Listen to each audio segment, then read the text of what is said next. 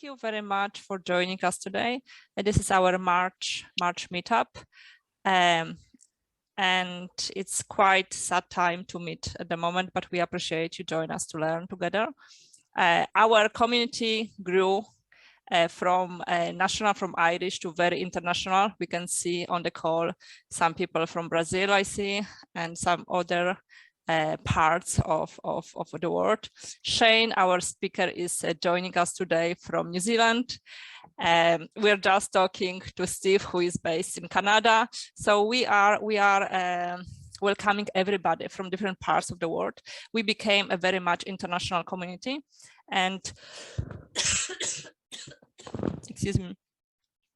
Among our community, we have lots of people at the moment who are affected and in very difficult situations. So please think and keep those from our community in your hearts and minds, because some people are going through a really difficult time at the moment. Shane, thank you very much for joining us today and sharing with us your learnings. Shane, as I mentioned, is joining us from where did I wrote it? And Oataki, am I right? Oataki, which is close to Wellington. And so it's very early hours for Shane. Thank you very much for joining. And a few words about Shane. So Shane recently joined a global delivery lead, as a global delivery lead, and he joined the team in Softed. Before that, he was a director of community development in ICAgile. Before that, he was board of directors with Agile Alliance. And he has loads of experience and loads of hands-on, practical. It's not academical, but it's hands-on experience. Shane's also qualified coach, and very kindly agree with us to share with us today the principles of lean portfolio management according to ICAgile curriculum. Shane, would you like to add something about yourself, with whatever I missed or whatever you would like to share with our community?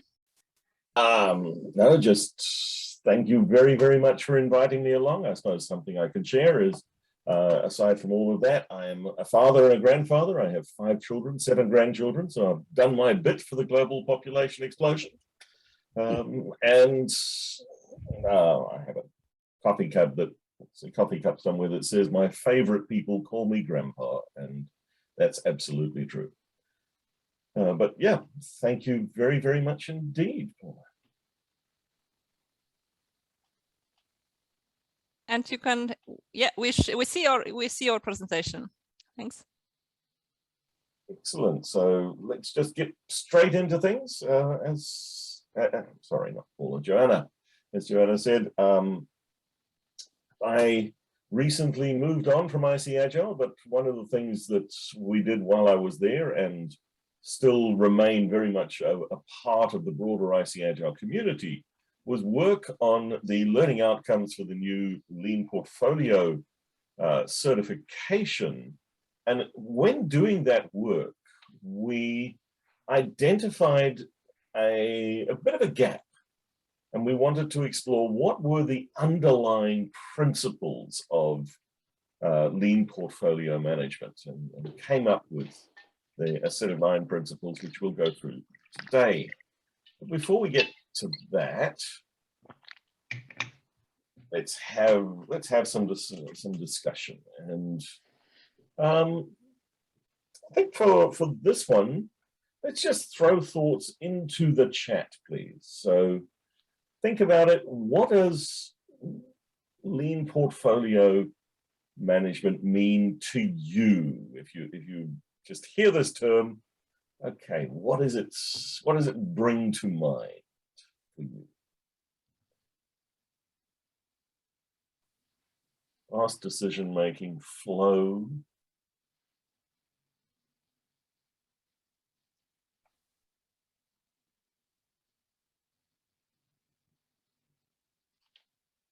Seeing existing work in the system, making decisions about whether to accept, replace, pivot, minimum process, an iterative portfolio, rolling, not set for year on year.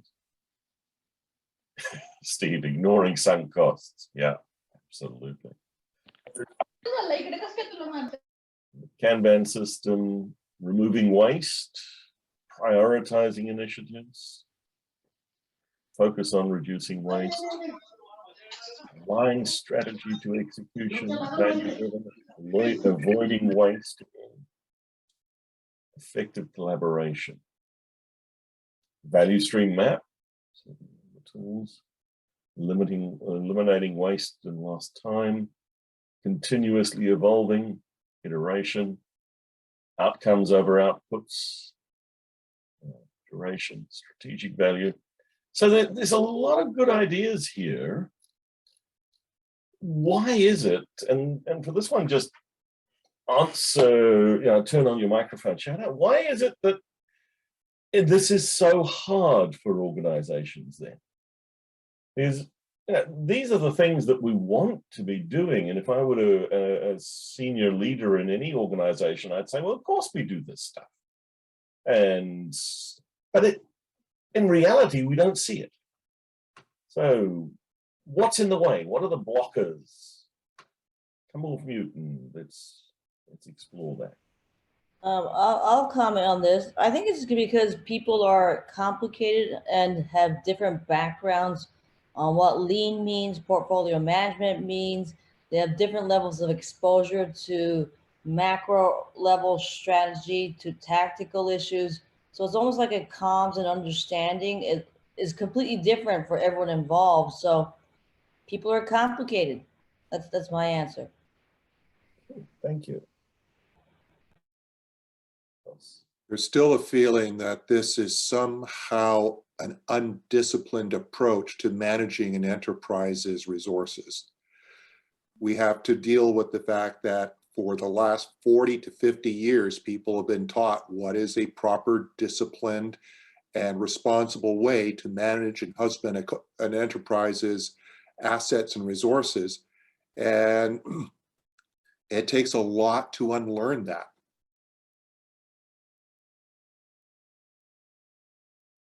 Yes, we measure people by efficiency. Give me a programming unit and keep it occupied 100%. Yeah. Senior leadership paid to make decisions so they can prove their experience is worth it. Pushing products to the market. People don't like change. Personal priorities. So, yeah, got an easy answer to any of these, but I wonder how, and we'll explore a couple, at least one organization who's done this differently. Learning new stuff. But these ideas are not particularly new. And this was something when we started doing the work, we definitely found that there were organizations, there are pockets out there that have been doing this well, and there are companies that have been doing this well for a long, long time. It's not as if this is a brand new way of doing things that emerged magically in the last 5 years, 10 years. It predates the 21 years of the Agile Manifesto. And in fact, you can look, there are examples that go back to at least the 40s, 50s and before. So these ideas have been mulling around in industry. I think what's happened, the radical changes over the last couple of years has forced organizations to perhaps tackle some of this hard change. And I hope that these changes are going to be persistent and that we're going to see more and more organizations adopt the thinking that goes into this and the ways of working. So my agenda for our time together, and we have another 45 minutes left, is I'll define what we came up with from ICAgile's perspective of what do we mean by it, by lean portfolio management. Well, then we'll explore the 9 principles that make up the core of this conversation today. We'll have a bit of a conversation then, and then we'll look at examples of making it real and some anti-patterns that we have seen. And I'm hoping we're going to have another couple of opportunities for conversations amongst the group as well. You know, I want this to be a conversation, not a monologue. So that's where we go. So lean portfolio management enables rapid learning, adaptation, and responsive change. So it isn't the doing so, but it does firmly enable this in organizations.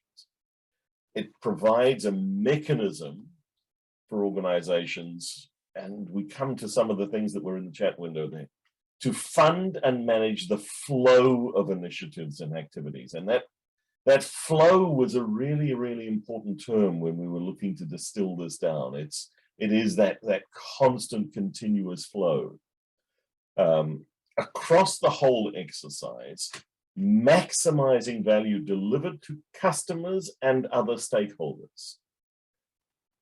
We made a very, very deliberate inclusion. It was not just customers. Yes, customer value comes first, but we need to, one, think about the stakeholders within the organization, and we need to start being truly good corporate citizens when we start to think about the stakeholders in the wider community. What is the impact of what we are doing on things like climate, on things like diversity, inclusion, and the inequalities that are built into our system? And this is about facilitating the alignment of work being done to the organization's overall strategy. And that enables prioritization of the most important work. And we've brought in deliberately, while limiting work in progress. We know one of the biggest dysfunctions is trying to push more work into the system and overburdening, and they continue starting new things all the time and never finishing. And respecting the team's capacity to deliver, knowing what that capacity is and not trying to overburden. Because we know from all of the real world situations that it just doesn't get to that stage. It draws, and this is acknowledging that these are not new ideas, on lean thinking, systems thinking, agile development, business agility in general. And it's about achieving business goals and rapidly adapting to changing circumstances. So that's how ICAgile has defined lean portfolio management. And it gives us a really important frame for the principles, but also when we're having these conversations within our organizations, why should we bother with this stuff? Well, here is a pretty succinct, we hope, why. And going on, what are Kelly, I see a question. What are the companies 1940s and 50s? What are the first? And we draw on them all the time, Toyota and the Toyota production system. I was privileged to talk to Jerry Weinberg when he was still alive. And he was talking, and this was in software space, about how they were doing things on the Mercury and Apollo space program. And a lot of these ideas were in play there. And certainly the way he was describing it, and he literally was there. So there are just two examples that popped to my mind immediately. So the principles. We came up with a set of 9 principles, which I'll go through now. And I'm, excuse me, I am going to read them out. So our first of the 9 principles is shift to customer centricity. And we added the within a larger context. So thinking about that organizational ecosystem, the stakeholders beyond just our organization, but the stakeholders within the organization too. Yes, put the customer in the center. So the underlying driver of adaptive work is this fundamental shift that organizations need to make towards this customer centricity. to empathize with and to serve the customer in that larger social and environmental context. Everybody in the organization needs a clear line of sight to the customer, to the organization's vision, and to this larger context. So that shift, what Steve Deming talks about as the Copernican revolution, bring the customer in the center, but also be responsible in terms of the wider context and community. Communicate the adaptive strategy with transparency. Today's organizations needs a strategy that supports their vision, that clarity about true north, to effectively respond to changing environments. They need to recognize that the path forward is fundamentally unseeable, and certainly the last couple of years have taught us that, if nothing else. Making feedback, learning, and adaptation core competencies for success. Building those muscles of feedback, learning, and adaptation. Adaptive strategy embodies the flexible approach to a changing environment. And effective adaptive strategy is clearly articulated and communicated across the whole organization in ways that people understand and can resonate with, to enable that local decision-making that aligns with and is constrained by the organization's clear goals. So push that decision-making to the edge. Strategy is more stable than the approach to achieving it, but the strategy itself remains fluid. And this ability to think in fluid strategy terms is hard. But tools, one of them that helps us, is about aligning around these common goals and how they might change.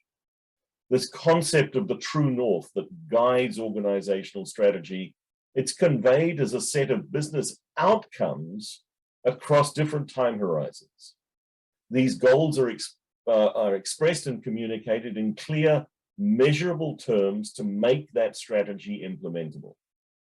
Every area of the organization understands where and how to contribute to the overall mosaic that delivers on business outcomes, the mesh of things that come together. Feedback loops ensure the needs of the organization, the goals and outcomes adapt to meet the evolving needs of the organization. So this feedback is going up and down. And these changes are communicated transparently and clearly. Define, prioritize, and deliver business value frequently. Articulate what value means in clear language, using agreed upon metrics to make work prioritization clear and straightforward at any level where the work is being done. Depending on the scope of control, work is delivered in the smallest increments possible as frequently as possible, to enable that rapid feedback, learning, and adaptation that we're talking about. The entire organization stays attuned to this feedback, listening for the weak signals as well as the louder messages, not being overwhelmed by just the loud, but being attuned to what's happening under the surface.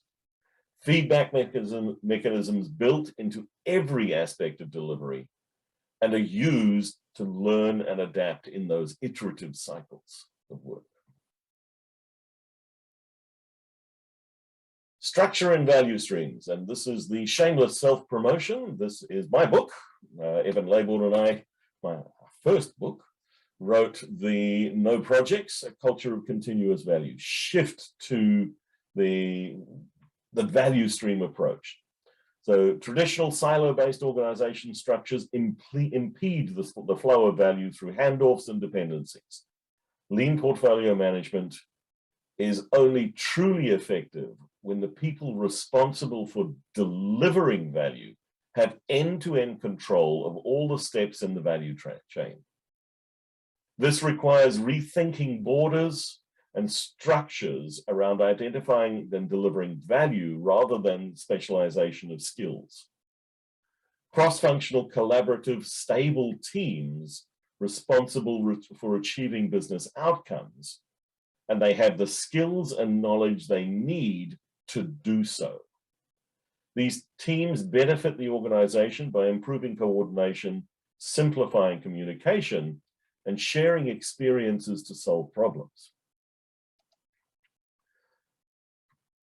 And that moves us towards people taking accountability for outcomes over outputs.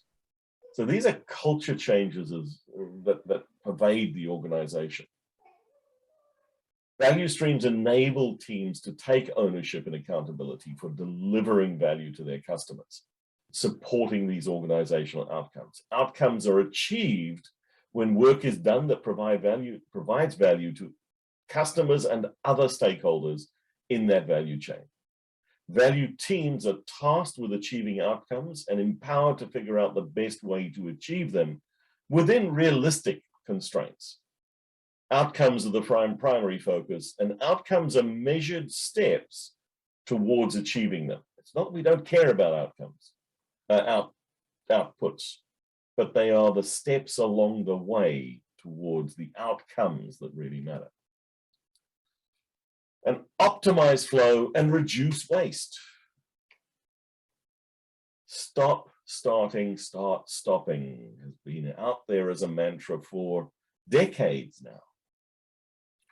Systems thinking is a core competency for effective lean portfolio management.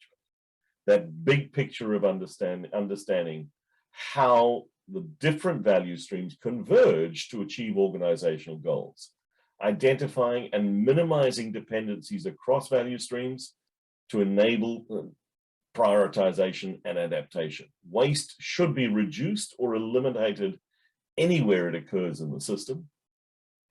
Adaptivity to changing needs and shifts in context requires the ability to look across the whole portfolio and shift investments if needed. This adaptation can happen at any level, from the backlog for a single product to the selection of value streams needed to achieve the organization's goals. And this ability to ruthlessly prioritize. Shorten planning and funding cycles. Effective lean portfolio management requires shorter funding and planning cycles, moving away from the annual planning and long-term funding to quarterly or more frequent planning. Keep the bank open rather than only allocating funds once a year, to allow responsive funding for new opportunities and goals as they emerge. Fund value streams rather than projects, and shift from permission-based governance to empowered decision-making with frequent feedback and value-driven reporting. Funding enables innovation when organizations shift from pure cost-based accounting to value-based and begin measuring those progress towards outcomes. The question of what will it cost and what will we get is central. What value will we get is central to this shift. So it's not just the cost focus. And the ninth principle, balance capacity and demand. We limit the work in progress at every level in the portfolio. The whole organization has a finite limit to how much can be delivered and how much funding is available in any given time frame. The same applies to every value stream. Don't overload the system with a top-down push of work. Implement a pull-based flow where teams pull from a prioritized funnel of work. That ruthless prioritization ensures that the highest value work is done first. Take an economic viewpoint. maximizing value while managing cost. Really important. So those are the 9 foundational principles of lean portfolio management. And ICAgile has published this one-pager, and there's a white paper that lists that goes into and explores each one of those 9 principles. And at this point, Joanna, up to you whether we remain in the main room or we go into breakout rooms. So I have I prepared 7 breakout rooms. I can make it, yeah. Yeah. So let's put so people in breakout rooms. And let's have a discussion in your groups. And just 5 minutes, how well do these principles resonate with you? How does it make sense? What are your thoughts on it? Okay, any questions before I before I start the breakout sessions? No, okay, so the timer is set for 5 minutes, and here you go. Have a great conversation, folks.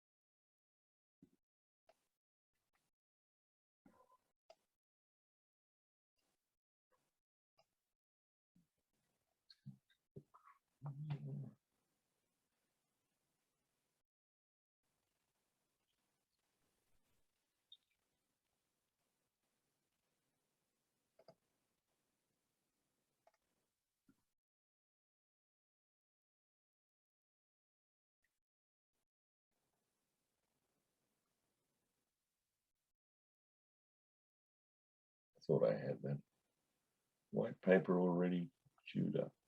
I'll just go.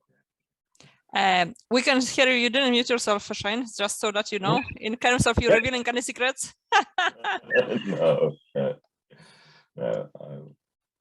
I thought I had that white paper already queued up to share the link.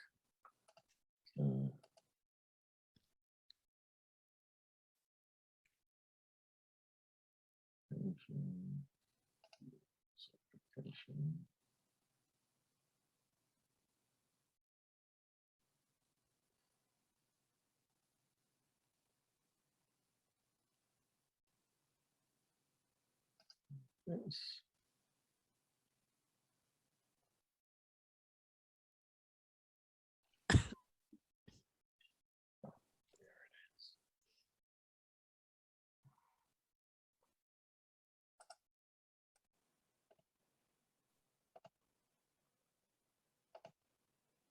Would you like me to, because if I start calling people back, they will have another minute. So do you want me to stretch it to 6 minutes, or do you want me to start calling people? Yep. So, okay. Give them the 1 minute countdown. Okay, lovely.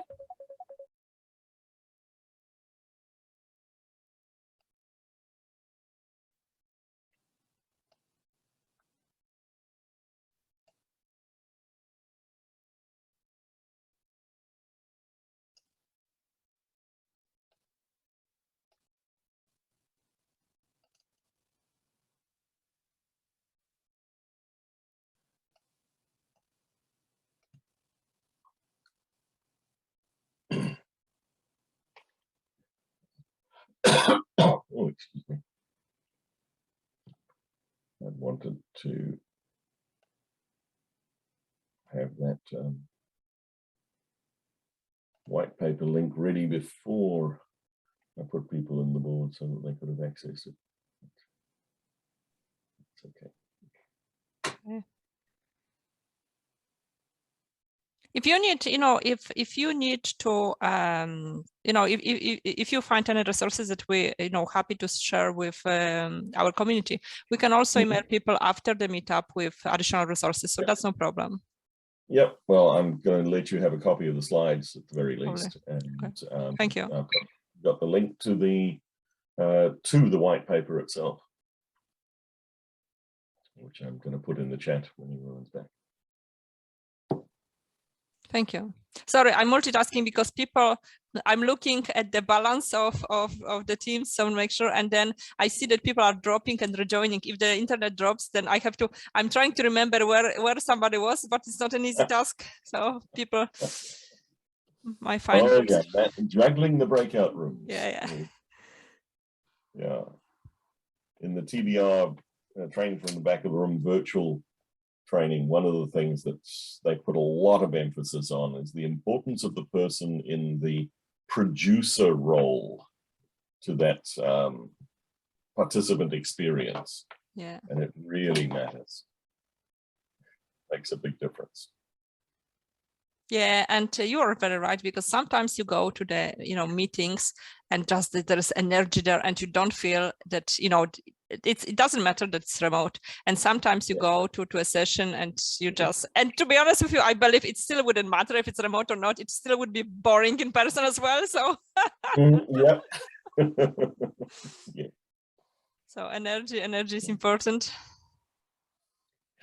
Okay, I'm closing the rooms now, so people will have now 60 seconds.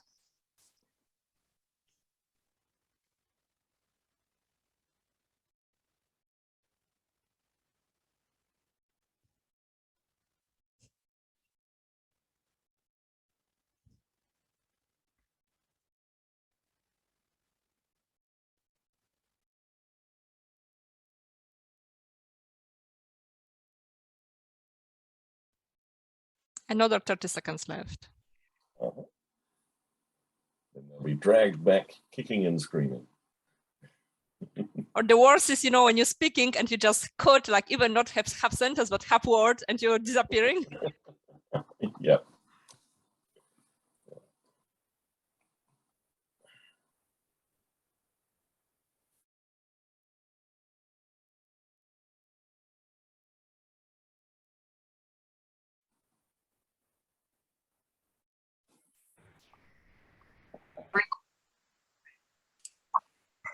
It comes everybody back.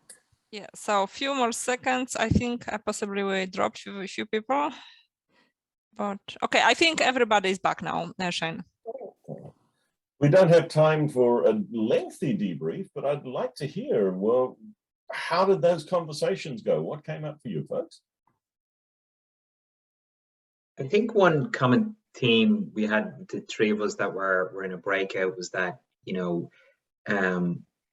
we're both in organizations that aspire to many of those elements that you laid out in the 9 principles. But one of the things you come up against in terms of shortening planning time horizons is annual budgeting, right? For large organizations, budgeting is done on an annual basis. And you're fitting inside of that time frame. Even if you try to do it in smaller iterations, ultimately you're part of the there's an annual budgeting process that you're just not going to escape, right? I want to challenge that you just not going to escape. You can slowly over time influence that. And the beginning of the COVID cycle certainly showed us that organizations can be responsive in funding. It was hard, but very, very few organizations stuck to their 2020 financial budgets. Yeah, that's true. And look, I mean, some of the way we can be, obviously depending what you're doing, but like in the organization I work on, budget effectively is headcount. So you can work on the basis of assumed constant headcount, even though you've yet to land inside of the actual annual budget allocation, right? So that's the way we kind of work around that, right? But ultimately, at some point or other, there's an annual budget. This is what we're giving you. What are we getting? Just to add on to that a little bit about headcount, one aspect that in our conversation was, we still, a lot of managers at the C level and so still look at cost and obsessed with efficiency. And that, that becomes part and parcel of the annual budgeting and what's measured, and not what's looked at is, what is the cost of delay that we're incurring because of that obsession with efficiency? There's no, how do you account for it? No one accounts for that. Shane, you mentioned it can change, and the pandemic did change how budgeting was, I guess, the type of culture we have around budgeting in more incumbent companies. But it's hard to feel as powerful as a pandemic to make a change in people in charge of the money. Like, yeah, like I work with Jeremy, for example. I can't tell him to be as powerful as the pandemic in affecting that change. Yeah, I agree. It's, how do you work on that? Yeah.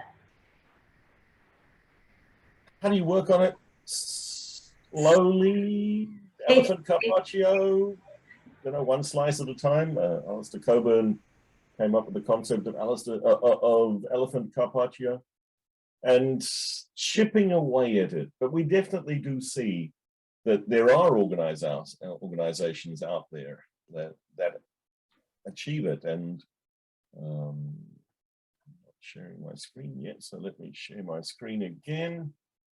And let's get into a little bit of making it real. And this is one example of one organization where I have seen it in play. This goes back a number of years, but these are the walls of a room. The organization is New Zealand Post, Kiwi Bank. So Kiwi Bank is a subsidiary of New Zealand Post, which is a government-owned organization in New Zealand. And Paul Reed was the chief executive there, and he brought in the idea. It's an Oboya wall, an Oboya room for the senior executives of the organization. And it was at the top floor of Kiwi Bank House. The building was damaged in an earthquake, so it's not there anymore. And this was a small conference room that had been converted. The walls had been made up like this. And there were a few important characteristics and rules that they had in place around this. One, unless there was a meeting in progress, the room was open all the time. And it was open to anybody in the organization to walk into and have a look. It was the radical transparency in terms of the communication and the availability. So the information radiators around the place. The second rule was that if you were having a strategic discussion in this room, you have no more than 2 topics at a time. They were limiting work in progress. You weren't going to try and tackle everything going on, but what were the 2 important topics? And that's that top left-hand corner. And the metaphor here of the person's image was the health of the organization was something that was constantly being looked at and broken into various categories. Over there, we had a portfolio Kanban wall showing by the various streams of work, what is the current state, what's going on, and again, the color coding. Each one of these is an initiative within a value stream. And then the initiatives were also mapped against the organization's goals, the outcomes that they will look to achieve. And planning, yes, there was some stuff that was sort of 2 years away, and you knew that it was going to change, and it was all on post-it notes because everything could change. The other very important protocol in this room is this picture on the back of the door here. So when a meeting was in progress, they would close the door. And you can see the table there. It's a tall table with stools around it rather than a boardroom table where you sit and stare at each other. Most of the conversations are actually held standing up. A few people didn't want to sit.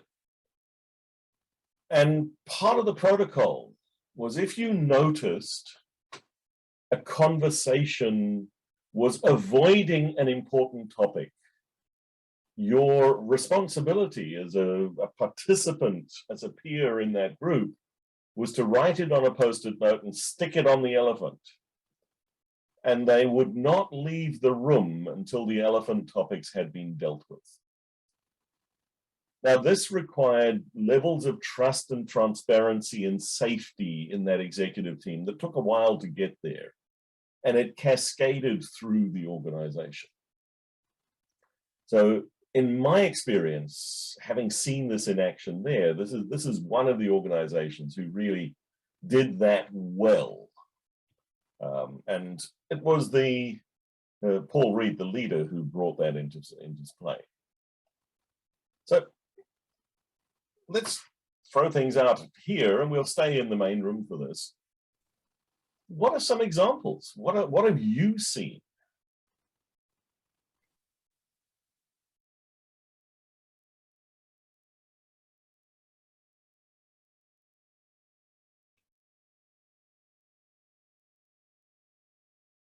Anybody in the audience has anything to share? In terms of seeing it in terms of what change, sorry? Like in reality? What have you seen organizations that have done parts of this well? Yeah, we the company that I work in and Kelly works in as well, we went big on walls and visualizing the work, and it was very effective. Obviously impacted instantly when we all went working from home, and we tried to recreate them in various electronic boards and electronic ways. We never quite cracked that view, right? The portfolio view of the wall. It was definitely something we've tried, right? We're actually literally starting to do it in the weeks running up to work from home. We tried it digitally, you know, during this lockdown period, but the executive teams and people liked the idea of the deck, right? They were always, you know, in terms of what they were looking for, they needed something that they could, which they felt that they could reference subsequently. Now, I'd love to be able to audit how many of them ever actually went back in and read a deck after we had covered it in some form of status meeting. But that what you showed there was definitely something we were aspiring towards, but we're never really able to fully achieve. We achieved it inside teams, we achieved it inside groupings of teams together, right? Like value streams that work together, you know, groups of up to maybe, you know, 50, 60 people, right? You know, visualizing their work at epic or like almost project level, but never quite to that kind of program view. It was definitely something we were trying to work towards, but didn't fully crack. I'll share an observation too. This is more cultural. Like I think Dermot was talking about adoption, but I've been in the org long enough to be pre-Kanban. And I know when it first arrived, they're like Kanban, Shmanban, what is this? And then one or two groups did it. And then they basically got good PR, you know? And over time, I think the people who didn't adopt it felt like, oops, we better catch up. So it was just kind of interesting to see the adoption, because in the beginning, there were a lot of people poo-pooing it, actually. And then now, like as Dermot said, it became normal, some of these practices. So yeah, you just have to, it kind of felt like tolerating the people poo-pooing it whenever you bring in something new, you know, and hang it in there. Yeah, these are not overnight changes for organizations. Took years, yeah. All right, just being conscious of time, respectful of your time. The next thing I want to explore, and I'm going to have a conversation again, what are the common anti-patterns? Because we make mistakes. We bring this, and we've seen them over and over again, these common mistakes that organizations make. One example is the adopting of OKRs, objectives and key results, but then trying to use them as a performance management framework. Another common one is we want to overlay lean portfolio management on a hierarchical organization without making the shift in structure to value streams. You're bringing in an extra layer of complexity that's going to make it really difficult. We've hit the annual budgeting as a bottleneck over and over again. And if you want some really good references on how to address that one, the folks from the Beyond Budgeting Institute have actually been publishing stuff on this for decades now. And there's really good examples and ways to do it. Another common mistake is the cookie cutter pattern. You know, they did it like this, so we'll try and adopt it exactly like that. How many of your organizations have had squads and tribes inflicted upon them just because Henrik made a wonderful video and somebody else has picked it up? Not taking the time to really understand and learn what the value streams are in your business. You need to, when starting this, you need to take a bit of time to figure out what are the real value streams. Because otherwise you're going to be reorganizing too soon and too frequently. You're not going to give people time to settle in. The constant shifting of people with no clear understanding of their capacity, their interests, and their flow. And again, too many reorganizations. They're in some large organizations, you can almost schedule the next reorg. It will be somewhere in 6 to 9 months. There's no rhyme nor reason, it's just we're going to do it. The one that really cripples things is hidden work. The secret agendas, the portfolio objectives overridden by local work, and all the stuff that's below the line, that's not made visible.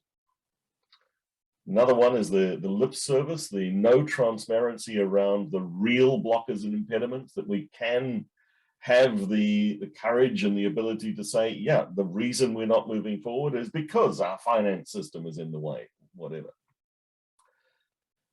Gaps in the strategic vision or clarity, you know, having that true north and making that clear and visible.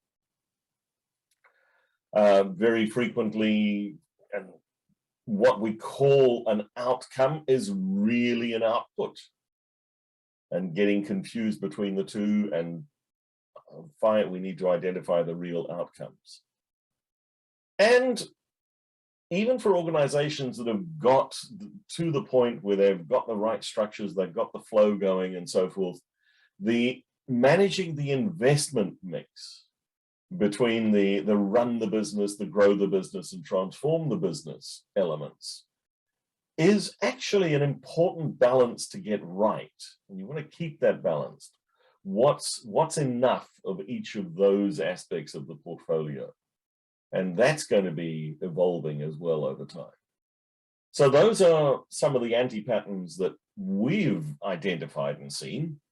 And I will say that we've seen when we were putting it together, we definitely could point to examples of each one, but wouldn't name the names. What have you seen? What are some of the mistakes that you've seen out there? And just, let's take only 2 minutes on this one. We'll throw back to the group.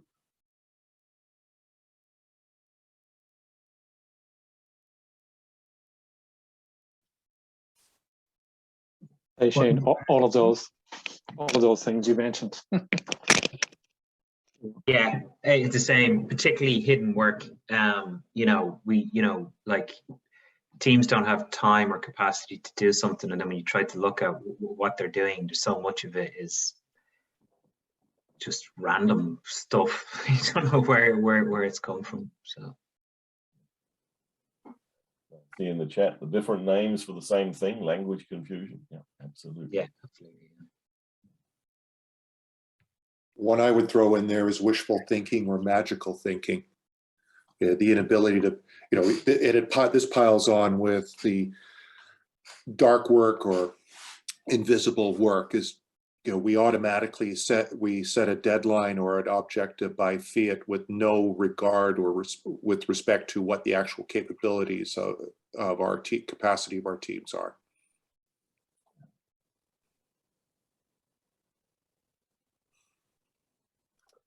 I see a couple more in the chat. The challenging and aligning around value stream definitions, yeah. And hope casting. Ooh, love that. Okay, so again, being very conscious of time to just wrap up. So we've got a few minutes for Q&A at the end. This is a quote from Ahmed Sidki, one of the founders of ICAgile and current chief executive. The journey to business agility is a grind, driven by an identity and requires persistent effort over a long period of time with a growth mindset, and it has no shortcuts. These transitions, these changes take time in organizations, and patience is something that we as change agents in our organizations need to build. It's a muscle we have to build up. So just to pull things together, to wrap things up, just a couple of points. The commercial for ICAgile. The white paper is there, the learning outcomes are there for the certification. And yes, ICAgile is a certification body. And these principles are a core foundation of that certification. And there are member organizations, training companies around the world who are already offering training that incorporates and provides people with the certification in lean portfolio management. And I want to end with just ICAgile's vision, because this is inspirational. I've left the organization, but I'm still very firmly a part of the bigger ecosystem. And I do find that this vision resonates with me, is that organizations around the world enable and inspire everyone in them to create a better future for those around them. The belief is that an organization's journey towards business agility requires shift to an empowered human-centric culture that sparks creativity and innovation. Learning, which is their business, that's their outcome, their outputs, has the power to transform people and by extension, establish the culture that enables people to create a better future for their customers, employees, partners, and more. And that's a really powerful North Star for an organization. And member organizations of the International Consortium for Agile also align around that vision, the training organizations who teach the certifications. So that's it, folks. I think we have a couple of minutes left for questions. Yeah, we do. Anybody would have any question to say? Yeah, you said it takes time, which I appreciate, and you know, I've witnessed myself. It does take time, and seeing things move successfully to becoming more lean as a culture. You mentioned in the 40s and 50s. Like, what companies have been doing it since then? As in, like, yeah, the ones that the two that popped to mind for me immediately, and when we were looking at this, Toyota production system was mid-50s. Yeah. And that was one of the foundations. And I mentioned a conversation I had with Jerry Weinberg where he was talking about how they were doing that inside NASA in the in the Apollo and Mercury space program, because there was so much adaptation and learning going on there that they needed this style of working. And that was, he was talking about work they were doing in 1957. Oh. So there are two that pop straight to mind. Thanks, Shane. Okay. Jane, in terms of all of the different items, your 9 principles, they all resonated with me in terms of different things that we've attempted over time. Is there any one of them that you in the organizations that you've worked with, that you've seen, that ultimately is the hardest one to achieve? Like, are there some that come easy, and then there's like this last ninth one, the wafer thin mint, right? That's the the final impossible, difficult kind of get done. The funding one. Okay, right. Moving away, because often there's external, particularly public organizations, they've made commitments to that annual budgeting funding thing. It's a hard one to shift. Okay, makes me feel better. And Shane, just a question. Do you have any examples of public organizations that actually changed the funding model? Is it a public organization? Hire would be one example. Yes, they are listed on the stock exchange. They would be one that just jumps immediately to mind. Okay, thank you. Sorry, just one question about that. So when you're doing this change, do you have any experience that you involved the external auditor in order to be part of that change as well? Yep. With a large financial institution I worked with, in order to shift some of the practices, we actually had to engage the external auditors. And it was great. We brought them in and we looked at, this is the process, these are the practices, this is the way that we are doing this. What do you need from us? And it turned out that by asking that question, we were able to implement a very, very simple change to the process that kept it fully audit compliant all the way through. And they were more comfortable because the earlier signals of non-compliance and so forth. But involving the external auditors definitely worked. Okay, thank you. And I have a question, follow-up question on that. So would you, I presume, would you look for auditors who have already previous experience, or would you at the same time educating auditors as you? In that case, we were educating the auditors. Okay. They hadn't come across this before. This was 2011, 2012. Okay. So it was fairly early. A lot of these ideas were radical. They're not so radical today. Yep. I would say today most auditors most of the large auditing firms have probably come across organizations that are trying to do this. All right, thank you very much, Shane. I am conscious of the time. Shane, thank you very much for spending that hour with us. Thank you very much and have a lovely day and evening, everybody.